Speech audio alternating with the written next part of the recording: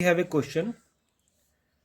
A 25 kVA transformer has 500 turns on the primary and 50 turns on the secondary. That is N1 500 हो गया और N2 हो गया 50.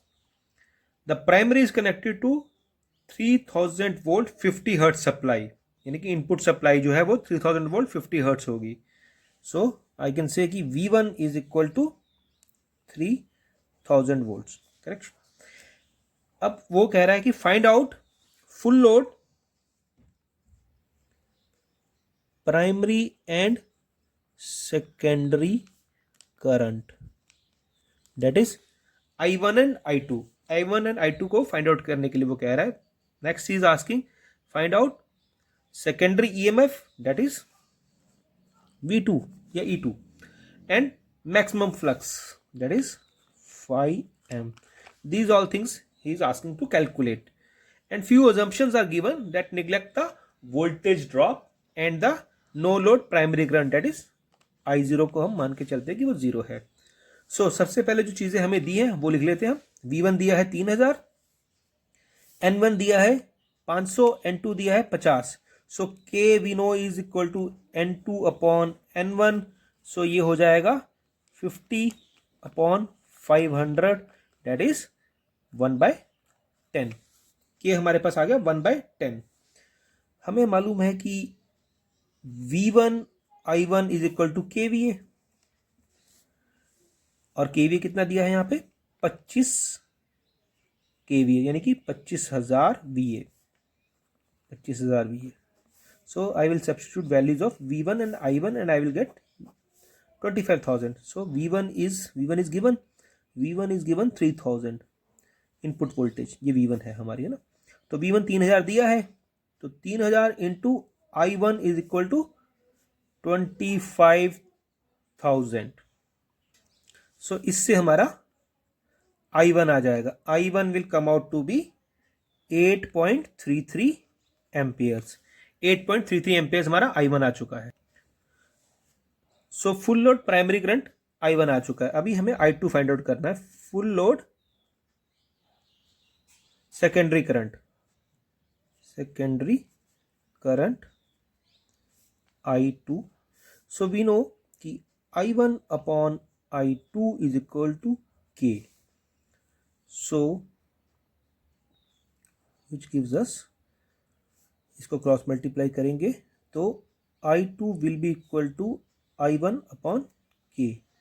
सो 8.33 divided by 0.1. K की value 0.1 है. सो इसको अगर हम कैलकुलेट करते हैं this comes out to be 83.3 amps. ये हो गया हमारा I2. So we have got I2 also. Full load secondary current also. Full load secondary current हमारा आ गया 83.3 amperes.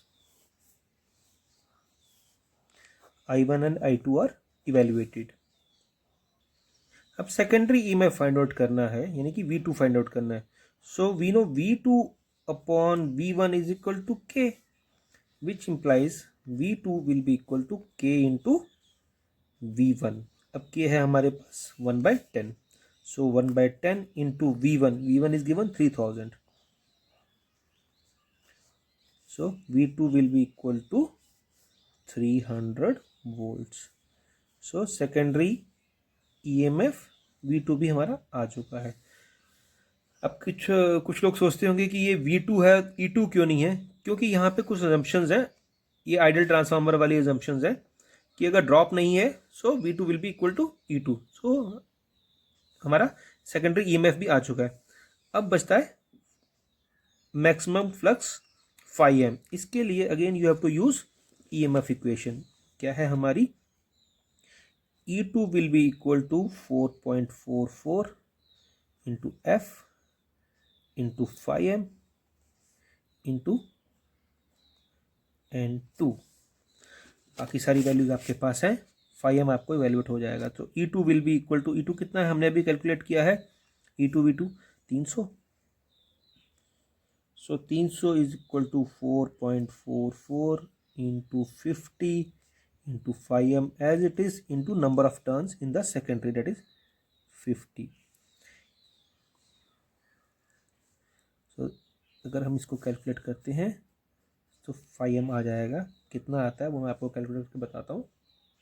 ये आ जाएगा 0.027 वेबर।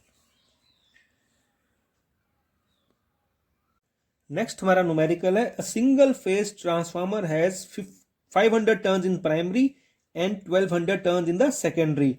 यानी कि N1 प्राइमरी के टर्न्स 500 और N2 सेकेंडरी के टर्न्स 1200 हैं। The cross sectional area of core is 80 square centimetre. Area of core, cross sectional area 80 centimetre square. ये हमें कन्वर्ट करना पड़ेगा मीटर्स में, ये हमेशा मीटर्स में रहता है।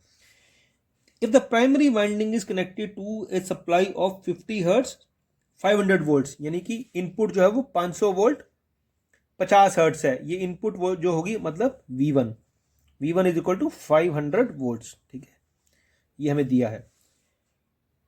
कैलकुलेट पीक फ्लक्स डेंसिटी, यानी कि मैक्सिमम फ्लक्स डेंसिटी, जिसे हम BM कहते हैं।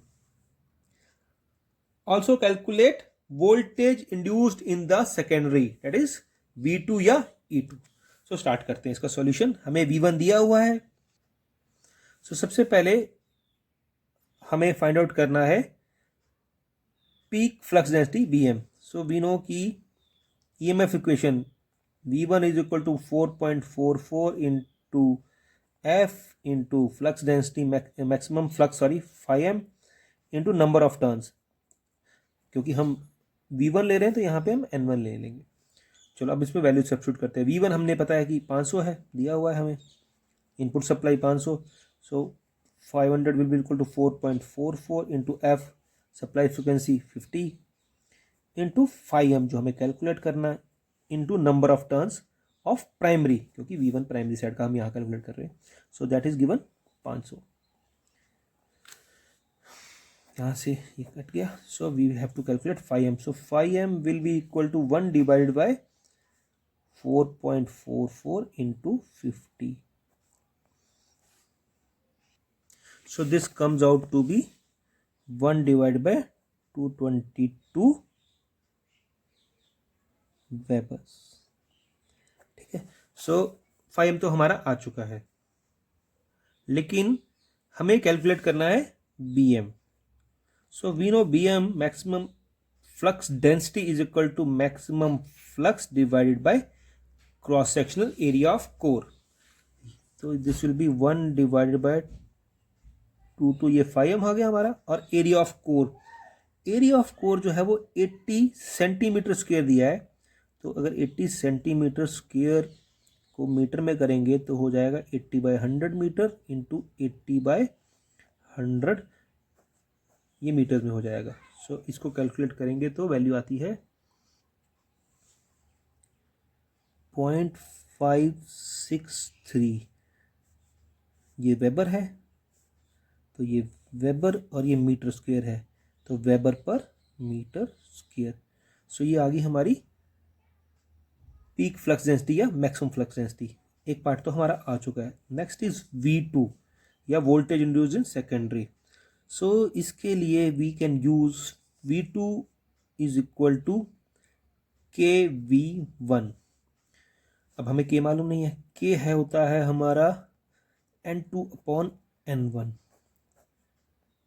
इंटू V1 आ जाएगा। K की जगह मैंने N2/N1 पुट कर दिया।